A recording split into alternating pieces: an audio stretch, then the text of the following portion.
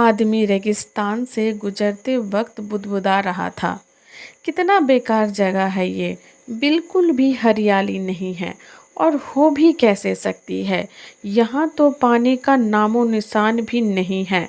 तपते रेत में वो जैसे जैसे आगे बढ़ रहा था, उसका गुस्सा भी बढ़ता जा रहा था। अंत में वो आसमान की तरफ देख झल्लाते हुए बोला, क्या भगवान, आप यहाँ पानी क्यों नहीं देते? अगर यहाँ पानी होता तो कोई भी यहाँ पेड़ पौधा उगा सकता था और तब यह जगह भी कितनी खूबसूरत बन जाती।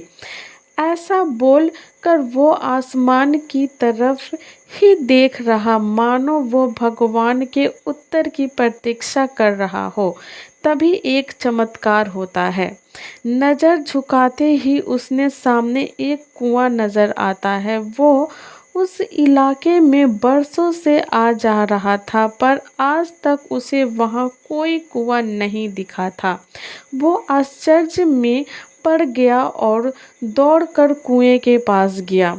कुआं लबालब पानी से भरा था। उसने एक बार फिर आसमान की तरफ देखा और पानी के लिए धन्यवाद करने के बजाय बोला, पानी तो ठीक है, लेकिन इसे निकालने के लिए कोई उपाय भी तो होनी चाहिए। उसका ऐसा कहना था कि उसे कुएं के बगल में पड़ी रस्सी और बाल्टी दिख गई। एक बार फिर उसे अपनी आंखों पर यकीन नहीं हुआ। वो बिल्कुल घबराहट के साथ आसमान की ओर देखकर बोला, लेकिन मैं यह पानी ढोऊंगा कैसे? तभी उसे महसूस होता है कि कोई उसे पीछे से छू रहा है। पलटकर देखा तो एक ऊंट उसके पीछे खड़ा था। अब वो आदमी अब एकदम घबरा जाता है। उसे लगता है कि कहीं वो रेगिस्तान में हरियाली लाने के काम में ना फंस जाए, और इस बार वो आसमान की तरफ देखे बिना तेजी कदमों से आगे बढ़ने लगता है।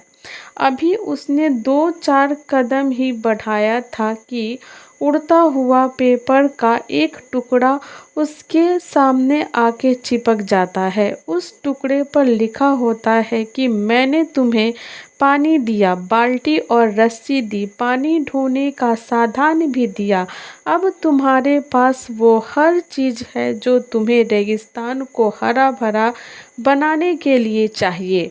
अब सब कुछ तुम्हारे हाथ में है। आदमी एक क्षण के लिए ठहरा, पर अगले ही पल वो आगे बढ़ गया और रेगिस्तान कभी भी हरा भरा नहीं हो पाया।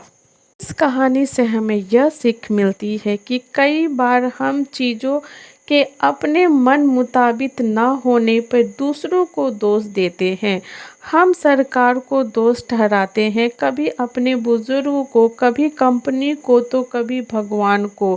पर इस दोषारोपण के चक्कर में हम इस सच्चाई को अनदेखा कर देते हैं कि एक इंसान होने के नाते हम में वो शक्ति है कि हम अपने सभी सपनों को खुद साकार कर सकते हैं। धन्यवाद।